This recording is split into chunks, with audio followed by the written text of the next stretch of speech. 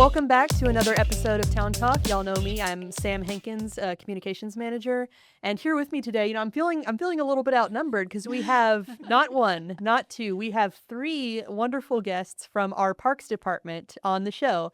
And so most of you I've worked with on other projects, but this is our first time, I think, all being in a room together like this. So if y'all could go around and introduce yourselves and tell them a little bit about what you do.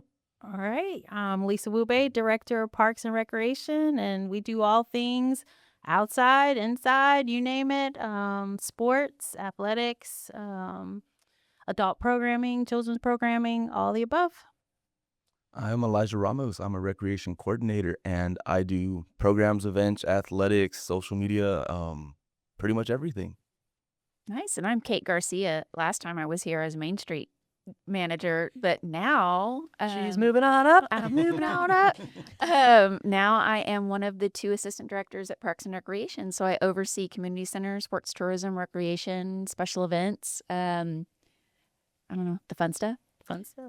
And what an important position to have, especially since with all the changes that have been in the past few years. We have the new De Leon Plaza, we have the community center remodel, and we'll get to all that in just a minute. But really nice to have someone overseeing all that and helping us kind of to be the best that we can be.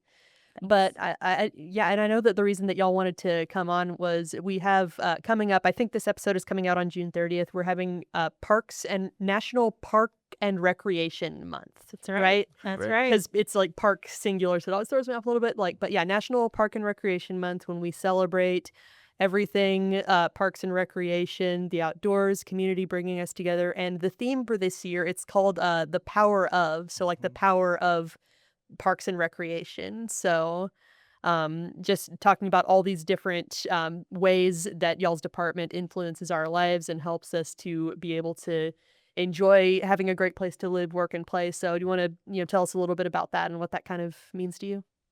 Yeah. Liza, you want to start? I guess I would jump in. So for me, what the power of Parks and Recreation means is pretty much giving people an outlet to play, giving people an outlet to go and experience nature, because with Parks and Recreation, we are quality of life enhancers. We enhance people's livability in the community, where public works and police, they pretty much provide a different service than what we do. And what we do is provide all the ancillary things that people do. We give people things to do here in the city. Yeah, absolutely. And it's I like that we've kind of touched on all the different aspects that Parks and Recreation provides in our lives, because if you just watch the TV show, right, you think do they just like kind of play around? Do they bother Nick Offerman all day? Yeah, they don't take us seriously anymore. So yeah, I don't think I can stress how excited I am to be the equivalent of Leslie Knope right now. Oh yeah, we all love her on the show. Always excited to make things happen. But yeah, you do like, there's parks and recreation. So there's, in addition to like some of the events we've talked about, there's the many facilities and, maintenance and the golf course and even the mosquito spraying, which has been very, very top of mind for a lot of people, I think, recently. Right, for sure. I mean, I'll echo what Elijah said. One of the things I thought about for the theme, because it changes, every year. And so the power for me is all about trying something new. I think that's what Parks and Recreation really brings to the community, is anything you're thinking of, we have the ability to make that actually come true, and we will try it. There's nothing we rarely say no to. We try to say yes before we say no. And it's proven very beneficial. We've really been able to grasp kind of what the community is asking for and be able to figure out how we bring that about, whether it's outdoors or indoors, any age. And we've had a lot of fun doing that too. Yeah, absolutely. And it's been really interesting to see in these past few years some of the non-traditional events and stuff that y'all have explored. I remember when you started doing the game nights, like the Dungeons and Dragons, because that was really popular. And like I've played Good. So and that, and also the esports with the video games and stuff. And it might not be what people think about in Parks and Recreation, but at the end of the day, it is all about like bringing people together to like play and have fun and connect. For sure. Mm-hmm. For sure. Right. Well, I wanted to do a little segment that we do on the show called Word on the Street, which is where we talk about comments that we've gotten on Facebook that I've seen and Oh man. responded to. And don't worry, don't worry. It is about mosquitoes. And what I wanted to say first off, people really do appreciate what you guys are doing, right? Thanks. Because we've been putting out announcements saying like, hey, we're going to start spraying. We're going to be spraying, in this area. And people really have kind of stepped in and said, thank you. And like, oh, thank goodness these mosquitoes are like carrying my dog off, you know, and, kind of kidding, but not really. Because I mean, we all kind of went through that, right? When it was like, we live here too. We know how bad it was. So people are really, really grateful for what you guys do. But with that comes a lot of questions, right? Because Sure. people don't always understand how it works. And so one question that we get a lot is people will say like, well, or have you sprayed my neighborhood yet? Because it's really bad. Or Sure. when are you going to spray? And hey, I live over here and people want to know what's going on. And so with that, we have launched, of course, a new service this year to let people know about the mosquito spraying. So can we talk a little bit about that? Right. We took it a step further. So we have the 311. We are able to field a lot of the concerns and problem areas in the community as long as they reach out. But then we said, okay, how can we make it more interactive? So now we have a map, and the map allows the residents to actually put their address in. And when they put their address in, they're able to really see, okay, when are they coming to spray in our zone? And that's been very, very helpful. I know that our administrative assistants, Tori and Julia, they filled a lot of calls. And we were hand tracking a lot of those because we wanted to pay close attention to where we needed to hit first. We know it's coming every year. We load up our trucks. While everyone is sleeping, we're out there spraying. And there's just some cool things that we learn each year about the mosquitoes. I mean, there's a process. We trap them. We actually work in conjunction with the county to make sure that we're hitting it right at the right time. But there are very specific rules that are associated with the mosquito spraying. So Because the spray is like very, very powerful, and obviously it doesn't differentiate between like butterflies and bees and things that we want to protect, and so it is Very very, much very so. heavily regulated. that's very true. That's very true. And our team does a wonderful job. And kudos to the team. They've been amazing about stepping up. It's kind of hard, the truck goes, it's not the most pristine job where you can be entertained the whole time. I mean, your truck goes a certain miles per hour. And we want to make sure that our team is well rested before they get out there. So there's a lot of logistical changes that happen, but they've all stepped up. So we just really appreciate the leadership in getting everyone taking care of the community. Yes, absolutely. Because Yeah. it is a really needed service. I wanted to come back to you for a second, Elijah. I would guess that you've probably seen a lot of, complaints and concerns with some of the events that you help coordinate. People want to know that if they're going out to, watch their kids' softball game or whatever the Mhm. case may be, that they're not going to get eaten up by mosquitoes. Yeah, no, definitely. We do field a lot of those calls as well as like, hey, is the grass going to be mowed when we go to the park? Is the grass going to be mowed when we come to an event? Have y'all sprayed before we had this event? So we do field a lot of those calls, and that is one of the other areas where we make sure that when we're having an event that the grass is mowed so that the mosquito population is lessened, as well as make sure that we spray out there before we have that event or the day before so that the mosquito population is not as bad. And so people aren't being like, well, we're at Dogs in the Park today, or we're at Toddlers on the Trail, and our kids are getting eaten up, or our dogs are about to get taken off by those mosquitoes, like you mentioned. So it is very much so one of those, making sure that we communicate the needs that we have with our parks maintenance team so that they're prepared to take on those responsibilities and know when to spray, where to spray as well. One more thing I wanted to touch on before we take a quick break here is people sometimes want to know how do you decide which order to spray in and which zones to hit first. And that's a very significant thing, right? Because it does take multiple days to spray the whole city, both It just does. because of the size and also because of, regulations on the use of the spray and the fact that we can't spray when it's raining. So there's, some delays that happen with that. So it might Right. for between the first place that gets sprayed and the last place that gets sprayed, it might be a few days. So people want to know how do you choose, how do you prioritize? And I mean, my understanding is that number of reports and Correct. requests that you get plays kind of a major role, correct? It absolutely does. That's one of the largest factors. So we really want the community it's never a bother. You can call us, you can go online, and you can let us know, because it really does help us, react to it in a quicker manner. I really want to emphasize as well that there are some preventative things that they can do as well. For the second year in a row, we're doing the mosquito dunks, and those are free per household. And it gives us a chance to actually understand each person's situation. Everyone's house is set up differently. So if they even come in, we can talk through that. We're well aware of all the different communities and kind of what the trends have been. So we welcome it. For all this information that we've discussed today with how to make reports, how to sign up to be notified, and even the personal responsibility, like what kind of tips can you follow on your own property. We have all of that on our website. If you go to victoriatx.gov/mosquito, it's going to have all that information to help us fight the bite, I think was the slogan we came up with a while back. So fight the bite. I'll get on board with that. All right, so we're gonna take a quick break here, and go to our communications specialist Talitha, who is out in the field and is going to be telling us a little bit about an upcoming event. Hey Victoria, I'm here at the Gary Moses Community Center, where we are just days away from the 4th of July fireworks show. The show starts at 5 p.m. with live music, and the fireworks start at 9:30 p.m. And you can celebrate America's 250 earlier that day with the parade in downtown Victoria that starts at 10 a.m.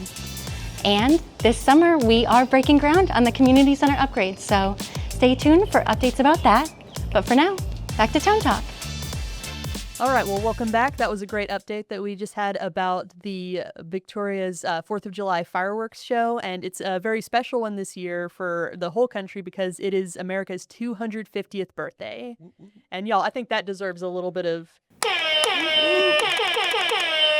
That's right, we've got the hype button back, and was thinking of when we're going to be using that, and this seems like a good opportunity, like 250 years. Yeah. Wow. And so I think it's always kind of like a big show that y'all put on with the fireworks and the live music and everything. So let's hear a little bit about that. Sure.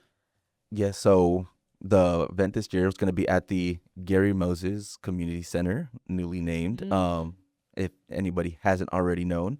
It'll start at 5 o'clock, and it will end with the fireworks after 9:30. So 9:30 is when the last band will finish, and then after that, the fireworks will start going off. So be sure to get there before then so you don't miss the fireworks. And if you show up a little bit early, around when the event starts, you might be getting a little surprise from our Convention and Visitors Bureau.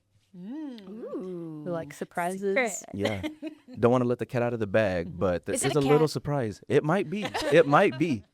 But there will be food trucks, inflatables, and other fun events there as well for people to enjoy. So come out, have a good time, and enjoy some fireworks. Right, and the Convention Visitors Bureau, or Discover Victoria, Texas, that they've always been like a really good partner in that event. So, I think that's really going to be good. So, can you let us know again what time the show starts and when people can start arriving for all that? The show will start at 5 o'clock with our first band playing, and then it will go up until about 9:30 when the last band finishes. And right when that finishes, the fireworks will begin.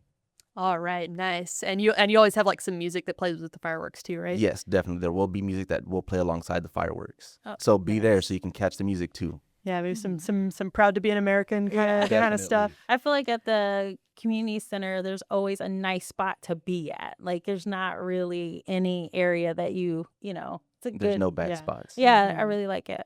It's great. It's a great setup for that, especially like with the big open area where people can watch.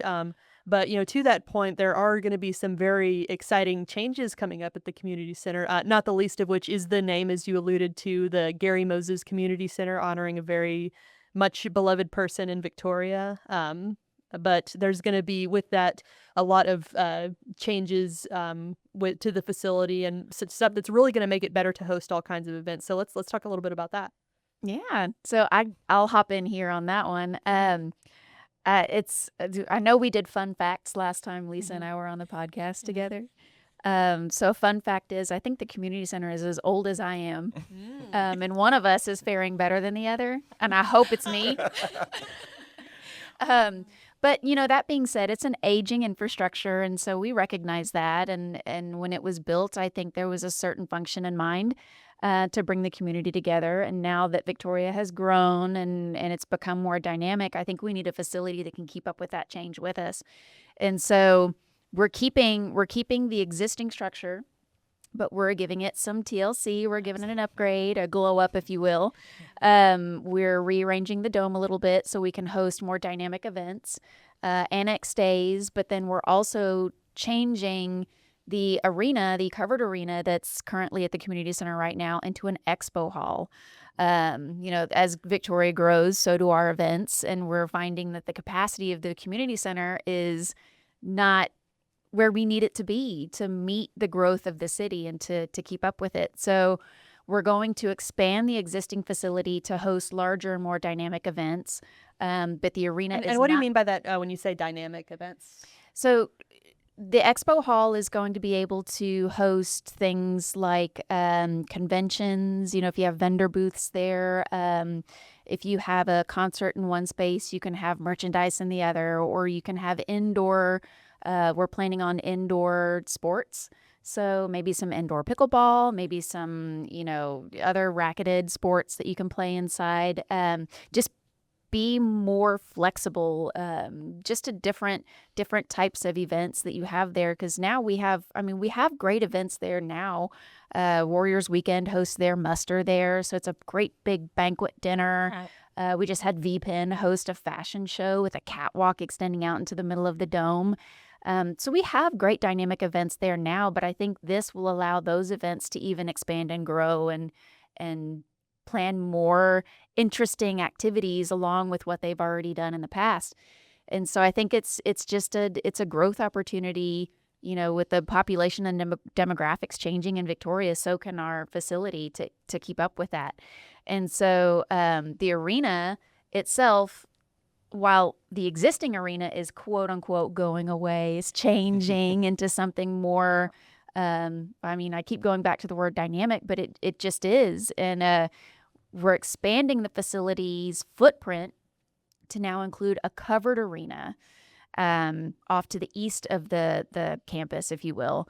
So now we'll be able to, if anybody has gone to the community center in, 20 years prior or so, there used to be rodeos there. They were smaller rodeos, granted, but they were still rodeos.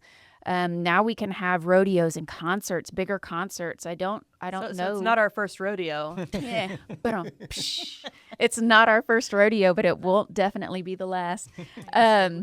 But yeah, now you can have a rodeo and a concert, or you can now facilitate larger. Maybe the university wants to host their graduation there or something. Expand the audience capacity of facilities in town. And I think that I'm confident in saying that I don't know that there's a facility in town that can accommodate more than about 1,500 people. And so we're hoping that this will accomplish that. If you want to have a larger event and bring together more than 2,000 people in one spot. And that's just the rodeo arena. That's not if you want to activate the entire facility for a large event that you want to have and attract people from Houston, Austin, San Antonio that we're perfectly positioned in between. So I think it's going to be a real game changer for the community. Okay. And those of us who have been in Victoria for a while know that that's the idea of having an arena at the community center is something that the community has asked about a lot of times, and solely for the fact of being able to host like livestock and rodeo events and just being able to bring in people from the smaller communities to participate in that stuff. So I think if I was to say the most transformational single change, it's probably that. But at the same time, it's so much more than that, and it's going to make such a better facility. And I think too, and maybe Elijah, you can speak to this as well, but I would say that most people in Victoria have some kind of contact or connection with the community center, where maybe they've gone there for like a church event, or maybe like a wedding or a quinceañera, or like one of the events that Parks hosts even. Definitely. So. I know that we host at the Dome, it'll be a wedding, and the annex, it can be a quinceañera, and then maybe in the arena they're hosting some other event like the circus or something. And then like what Kate said, with Just it being more, them, don't get them mixed up. your You don't want wires crossed. to, with the facility being more dynamic, it will help us be able to facilitate more of those events happening at the same time and having it be keeping them separate, but having them all there at the same time. Yeah, Yeah. that's a good point. One of the things that the tie-in with community center being under the umbrella of Parks and Recreation is that it still has that community feel. That's our goal, even though there's going to be a regional reach. And we call it the hub. Our mission statement for the community center is simply that we want to be able to reach the region, but at the same time, we want someone that wants to have that small family gathering. They're able to do that at an affordable price. And so as we move forward, we want to make sure that that messaging is out there as well, that this is all about the community. And yes, it will have the impact that we desire it to have, but it's still not going to take away from the fact that, hey, you can still come back here and it's not going to break the bank. Yeah, thank you for bringing that up because I know that we talk about the tourism angle a lot, and that was obviously part of the reason that we used hotel tax funds for this project because that's kind of like an obvious benefit, but also just having a better facility for the people here who might want to go to some local event and have a really nice, high quality facility to have it at. Yes. And but beyond that, like obviously that's like a big renovation project, but there are also smaller projects kind of happening all around Victoria, right? Especially with our parks projects, our playgrounds. It feels like we're hitting about one a year. Is what it Yes, at feels like. least. Yeah, we're staying true to our master plan. I can tell you that. That's the one thing about Victoria, and what attracted me here was that when we actually do these assessments, these needs assessments, and we ask the community and they say that's what they want, well, we make sure that that happens. And that's what I've seen. And I can tell you, I mean, Sam, you've done a wonderful job of really expressing what we do in words that we can't explain. When the press releases come out and we're talking about a grant opportunity, we don't want to take that for granted. That is really a competitive field for us in Parks and Recreation. And we have been lucky to have an in-house grants coordinator to help us get these monies and fund, beautiful playgrounds, just really very, very nice initiatives for families. And we look forward to bragging about more moving forward. So Sometimes it's kind of the low-hanging fruit because one of the parks in the plan that you alluded to, Ethel Lee Tracy Park, was looked at specifically because it's a really popular for families, especially with small children. And the big thing that everyone wanted was a new bathroom because it used to be that the splash pad, the only bathroom was like up the hill from it. So if you have a little one who like needs to go, like it's not really great for them. And so y'all were able to get this bathroom that I think it was like prefab and like not super expensive or anything, and that was just something that was so welcomed by the community. So just like you said, just give the people what they want. exactly. Yeah, even if it's like a bathroom. Bathrooms, people are passionate about their bathrooms and their trash. I've noticed that but they're very important. Yeah. It's not something that's often thought about, but that's kind of one of the things that, parks is very visible. It is a very visible, tangible space, but things like that make the space functional to use and enjoyable to be at. Yeah. Yeah, absolutely. And the one at De Leon Plaza was a very popular one as well. The bathroom that was part of that, having that public, facility downtown was very great. And the playground renovations, I like to tell people that, I'm a child of the 90s, so I grew up with the playgrounds. We remember them. There was the metal merry-go-round and the metal slide that used like the temperature of the sun that you slide down.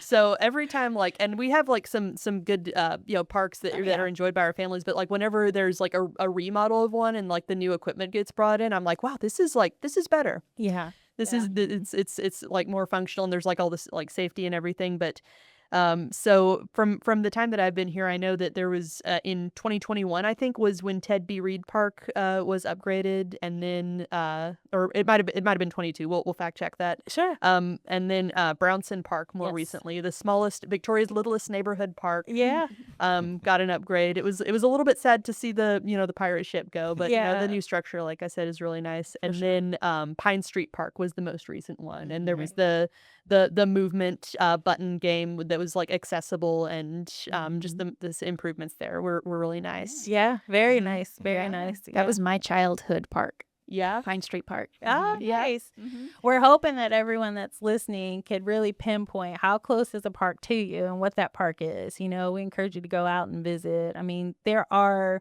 progressive upgrades that are happening with each of our parks, and it's amazing. And we can talk about it, but we want you to go and we want you to Yeah. check it out for sure. Yeah. And these things do take time, right? Because there's a lot of neighborhood parks around Victoria. It's not just I think Riverside Park is the most visible. FLE Tracy, like I said, is like a big one for families, but there are also all these like little parks that serve maybe like a smaller community where you would go and take your kids. And so it's gonna depending on where you live, you might not like see those changes happening right away, but slowly and steadily I think y'all are just kind of upgrading and making these facilities better for all of us, really. That's fair to say. Absolutely. So what are some of the renovations that are coming up next?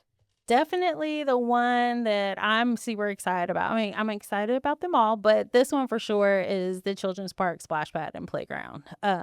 This is one of the projects that as our team has kind of rebuilt and our culture is really understanding kind of the benefits that we bring to the community, this is something that we've kind of owned together. Kate's come on board, Randy's on board, we've got Mondo, we've got Jerry, we've got a lot of people in our administrative office that's going to see this from start to finish. So I'm really excited about it. And we have some really, really great partners in this. So obviously, you know about the Marsha Shanklin Foundation that gave us shout out. Yes, for sure. We're looking to their feedback as well. We have a lot of community partners that are wanting to put input in for the playground as well.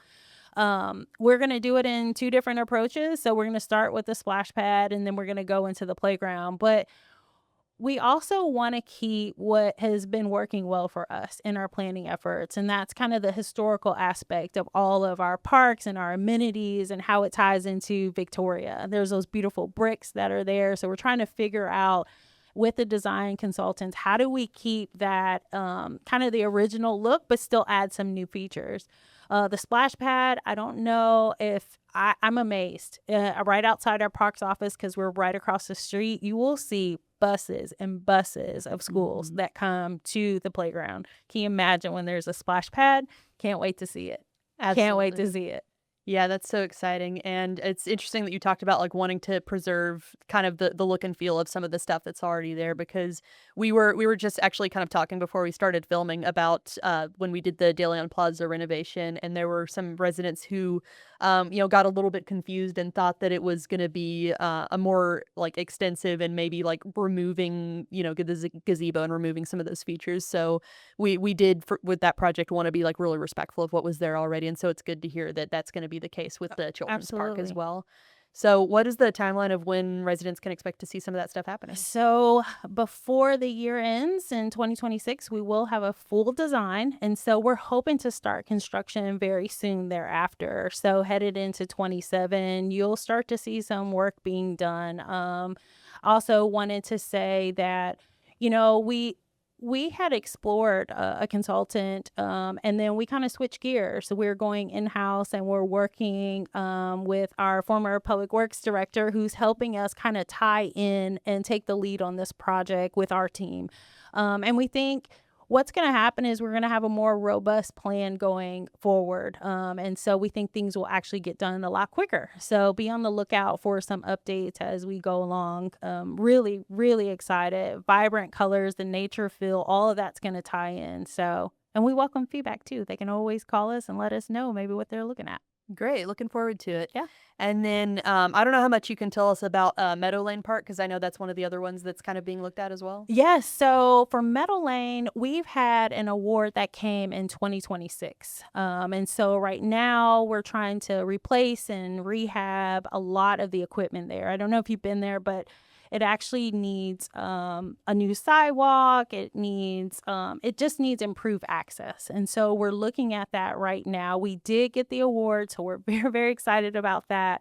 That's $650,000, and half of that has to be contributed by the city. So it's a matching. But one of the things I can say is that there is a constant theme with all of our parks. So we want to make sure that there's lighting. there's landscaping, and want to make sure that the amenities and the fencing are safe, because a lot of these neighborhood parks are placed in areas where there's high traffic. So this particular project is taking a little bit more attention just to make sure that we're meeting all the ADA requirements and things like that. So that's more of a 27 project for sure. But we are working with the grant consultants now just to fine tune all the details. Right. And I do like to manage people's expectations when we do announcements Yes. about this kind of thing. Like, government can move a little slowly sometimes, especially when there's, grant money involved Well, and there's other absolutely, yeah. agencies involved. But Yeah. just knowing that that's on y'all's radar and that there's a plan for it is really nice. Thanks. All right, before we kind of head out here, I just wanted to open it up and see if there were any other, changes and initiatives that we can look forward to. I mean, we've already kind of talked a little bit about the addition of the second assistant director position, and so what's next for Parks? Yeah, I'd love to really, Kate, take a moment to just talk through. I mean, it's been about a little over 6 months, and I know we have a variety in our department. Some that come directly from Parks and Recreation, whereas, Elijah had majored in this. And so this is the field that he's walking through. Kate has a diverse background that has brought her, in the realm of city government. But I am curious, like, kind of what your thoughts are so far. I know Randy, he's probably listening as well, but I am curious, what do you think so far? So not in a negative way, but I never thought that I would end up in parks. I never thought that I would end up in Parks and Recreation. It just wasn't on my radar. But that being said, as Lisa alluded to, my background with municipal government is a little varied. I started with environmental services as an education specialist at an entry level back in 2010. And so I spent about 7 years in that department. I was the programs coordinator, and I managed the air quality grant for a few years. And so kind of got some of that grant management experience and long-term planning. And then I transitioned over to, after that, I went to city manager's office and spent a couple of years as Jesus's his executive assistant, and just was put into a position to experience so much more than just, one department or one area of services that the city provides. And I remember working Uri, worked that was the ice storm back in 21. Thank you. Back in 21, had some experience with emergency management, with the aftermath of Harvey. So that kind of, opened my eyes to a whole separate division of services that the city provides and facilitates. Not to mention, council, how all of that works. I was kind of helping out with the agendas and learning how agenda item memos worked and how things get on the agenda and how council functions. And then I went over to economic development with Main Street program. And that one for me was more of like a passion project, or a passion position. My family's been here forever. And I just remember a lot of our memories being centered around downtown. And I remember walking through downtown years ago, over a decade ago, and just thinking, wow, this is not the same as my childhood. And then when the city refocused its attention on revitalizing that area, I said, I really want to be a part of that. I want to make it the place that I remember loving as a child, going and sitting in Bianchi's. If you're a listener and you remember Bianchi's, it's where Peaches and Tortilla was. But my grandmother, we went to church down at St. Mary's, and we spent a lot of time in downtown, and all the time, every time we made an A on our report card, we would go to Bianchi's and get a milkshake. And so to see the eventuality of Green Cow Creamery coming in and offering the same, so that this generation of kids, their guardians can take them to get a milkshake for every accomplishment they make, whatever that may be, grades or an award or just accomplishing something in school that you never thought you could. Just to provide that type of experience for the upcoming generation and bringing that back to the heart of the city was really a passion position for me. That was something that I really felt connected to. And then suddenly I'd get a position or an opportunity dropped in my lap that I never thought about, and it made me go, huh, you know what? Let's do it. Let's do it. The vision that Lisa has and has been trying to implement in Parks and Recreation was attractive to me because it's like she said, she's holding true to the master plan and what the community wants. And so that's something that is important to me as a resident, as a lifelong resident, and seeing that happen firsthand and being in the thick of it in terms of trying to figure out how to make this happen. What do we need to do? What do we need to do? What people do we need to bring to the table to make this thing happen for us? That's super important for me. And just to have a team that is equally as passionate about doing that, that's thrilling. I'm excited to come to work every day. I know that it's hard sometimes as a servant, a public servant. There's the ups and downs, but the ups always outweigh the downs. Definitely. It always does. When you get to see children playing on the park the day that you open the new renovations, or, like I said, referring back to Bianchi's, either parents bringing them to Green Cow Creamery or bringing them down to Bloom and Flower or going to shop at Mother Clucker's. There's so many other great businesses in town too, and having these hubs that you build around Ethel Lee Tracy, you see the neighborhoods and the businesses build around those hubs too. And so it's really incredible to be part of that, to build the city and to expand it and to provide these hubs for neighborhoods to grow around. We share with city management and where they want to go. That's where our directive comes from. And then we're lucky enough as directors to be able to create a vision. And then you have such a supportive cast of players that show up every day. It's a lot of, there's a lot of, direct criticism about how and why we do things. And so we want to make sure the community knows that we do have their best interest at heart, and it shows in different ways, and we just hope that they join our activities and follow us on Facebook and things like that, and really come see it for yourself. Come see it for yourself, because I think you really would be amazed about what we do day in and day out. So Right. Come to the parks. absolutely. Absolutely. Elijah, we had talked a little bit about Kate's experience of kind of going through all these different departments. Did you always know that you wanted to be in Parks and Rec, or what was that like for you?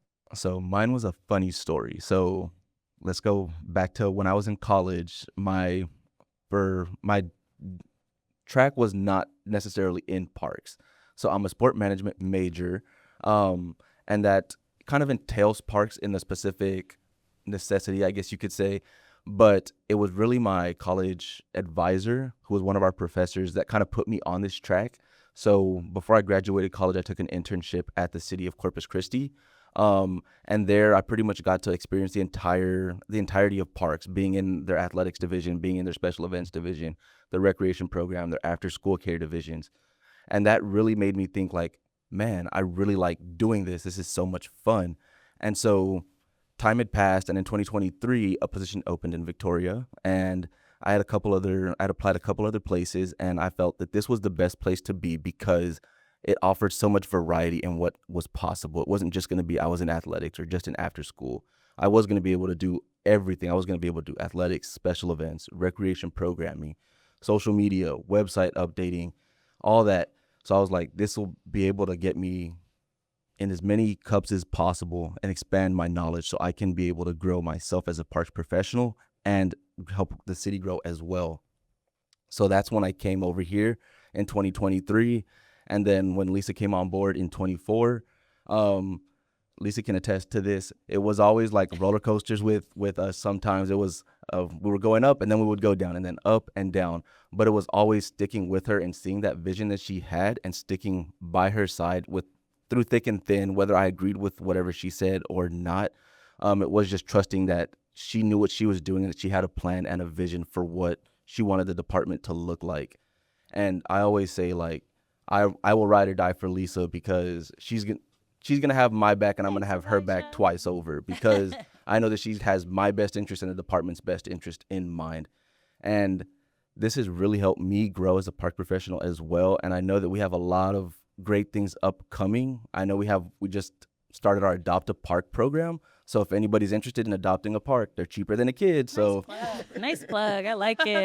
Yeah. and I know we have a lot of other initiatives. I don't know if Lisa wants us to mention them right now. I know you're but- going to mention accreditation. I know you are, because that was my payback. I said, hey, he's so inundated with all the day-to-day that what can I leave, with him that would have substance? And, I don't know what's going to happen with me, years from now, but I want to make sure the people behind me have the opportunity to really get into what is, parks and recreation. And so we decided to take a chance and go for an accreditation. And it has been interesting. You want to tell about that? Yeah, so we are looking to apply for our CAPRA accreditation. CAPRA is an acronym for the Commission of Accreditation of Parks and Recreation Agencies. It's a mouthful.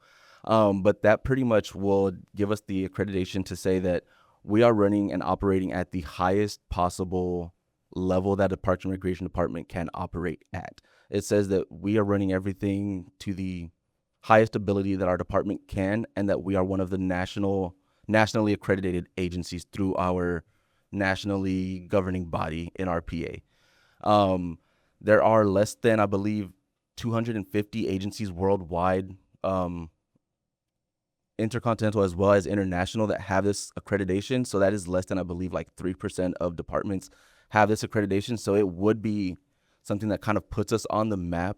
And I know that Texas does technically have the most accredited agency, so we want to keep adding to that so that we can stay on top, because Texas is the best. So we do want to keep that going and make sure that we can leave a lasting impact with this department, so that whenever we leave, whenever I leave or Kate leaves or Lisa leaves, eventually, that we have that lasting impact and that legacy, that we were able to leave an impact and an imprint on this department, as well as like all the people that are in the department, whether that be the people that work at the community center, the golf course, our recreation team, our administrative team, our parks team, everybody that works in our department, that they can also feel that as well and say, hey, we are able to do this. We work at the peak production. We are able to do all this stuff. We wear so many hats in our department that sometimes it kind of gets lost in the shuffle of how much stuff we actually do. I mean, Lisa and Kate can probably attest to this as well, that every single day we can come in and have something so different. So when we are in like interviews and they ask, what's a typical day like? I'm like, there is no such thing as a typical day in parks. Lisa can attest to this. One day I can show up in swim trunks and a long sleeve t-shirt. The next day I'll show up in slacks and a polo. It is very much so that one day will never be like the next day, and something will always be coming up that's new. But we take it one day at a time, and we know that we're always going to get the job done at the end of the day. Yeah. Well said. Well said. And I think that deserves some hype. I know. The Parks and Recreation. And real quick, to be on the lookout for all the stuff that we have upcoming next month, because we do have a couple special surprises for the public. We do. We have some good things planned for the public, so be on the lookout. Follow our Facebook page. Be on the lookout for everything that we have upcoming next month. And if you see anybody out in the park, whether that be our mowing crew, our community center, golf course, or our recreation team, just tell them, hey, thank you for what you do for next month. I mean, not only next month, the entire year, but specifically next month, because we do a lot of stuff for the community. Yeah. Right. Well, thank you so much for joining us today. I feel like I learned a lot. I hope that our viewers learned a lot. So thank you for coming and sharing your knowledge. And we'll look forward to some of these projects and events that we mentioned. All right. And that is it for this episode of Town Talk. Thank you very much for being here, and we will see you next time. Hey guys, thanks for tuning in to today's episode of Town Talk. Check out future episodes at victoriatx.gov/Town Talk, or of course, subscribe to our YouTube channel and our Spotify account. Make sure you hit that notification button to be sure that you get alerted instantly when our new episodes debut. You don't want to get behind, you want to stay informed, so make sure you do that. We appreciate your support, couldn't do it without you. So thanks again, and we'll talk to you next time.